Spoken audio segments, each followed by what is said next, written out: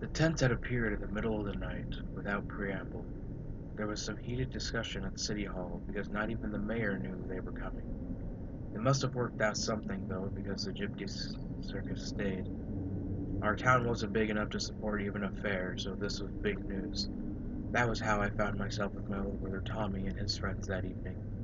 I was just 15 then, and thought we were in a small town now. My mother hailed from Boston. There was no way she would cut me loose to run around on my own, but if she knew how bad Tommy and his friends really were, she would have known I was much better off alone. "How much money you got?" Frankie asked, punching my shoulder. Of the three older boys, I hated him the most. He regularly kicked, hit, and ridiculed me. My own brother laughed about it. He was twice my size. I was a runt back then, but I dreamed of the day I could stand up to them all. I gave him the 20 Mom had given me, but not the 5 I had tucked into my hat bill.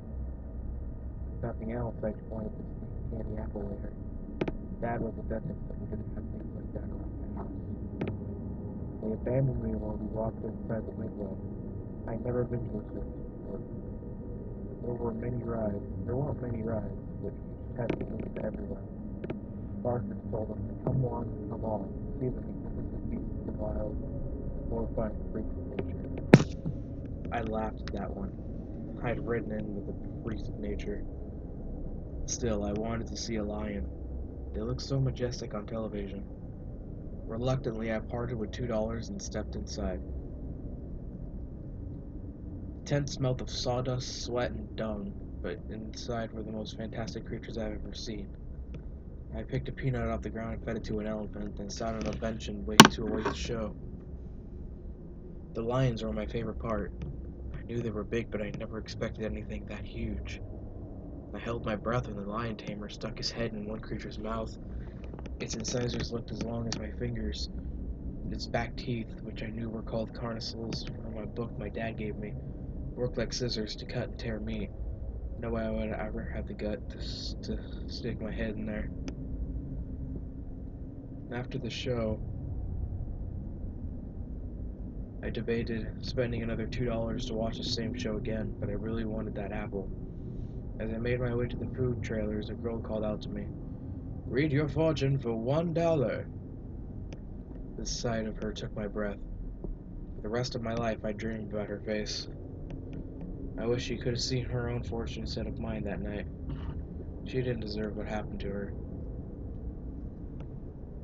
I stared at her, transfixed. Her eyes were two different colors. I wondered if she wore contact lenses to achieve the effect, in order to look more striking. One was icy blue and the other brown, like mine. The effect was jarring, even more so because she was lovely. Long black hair, full lips, dressed like a genie from a TV show with her smooth tan belly bared. Hormones trumped hunger, and I let her lead me into her tent. She took my palm and stretched it out in front of her. She talked for a while, giving me vague predictions. Then she gave me a long look and said, "You need to stand up for yourself. Do not let others control your fate." I always wondered about that later. She really saw that. It proved to be good advice. I wish I needed it. She walked me out after my reading, her hand tucked in my arm. "Well, what do we have here?" Frankie boomed. "The little monkey has a girlfriend." Her hand tightened on my arm and she smiled.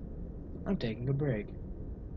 Frankie caught her arm as she tried to walk by, but Tommy and his friends, James, blocked her, telling him to leave her alone. But my voice was a frog hung in my throat. "Hang on," Frankie said. "I got $1. I want my fortune told." "Matter of fact," he leered at her, "what'll a 10 get me?" To my horror, he grabbed her waist and pulled her against him. She struggled free and snarled something in a foreign language, then she spat on his shoe.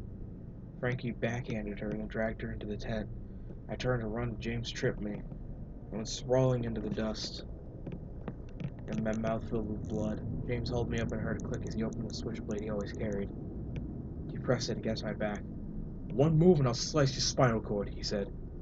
"Snitches end up in ditches." It only lasted a few minutes, but it seemed like an eternity. They brutalized that girl. I heard her struggle at first, then nothing. That nothing terrified me. I was wrong. I was crying, blood and snot choking me. People walked right on by. Nobody seemed to notice something was wrong. Something was horrible. The newspaper said her father found her, naked and beaten, in that tent. It was 2 days before she could give the police a description. An old gypsy woman appeared. She muttered something, then made a sign in the air with her gnarled finger. Frankie stepped toward her, and James caught his arm. The girl sobbed against her father, her beautiful face still swollen and discolored. She whispered something to the old woman and pointed at me.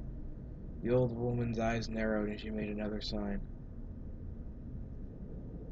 The circus disappeared, and within a week my brother and his friends were dead. Tommy got his hand caught in the garbage disposal at a restaurant he worked at after school.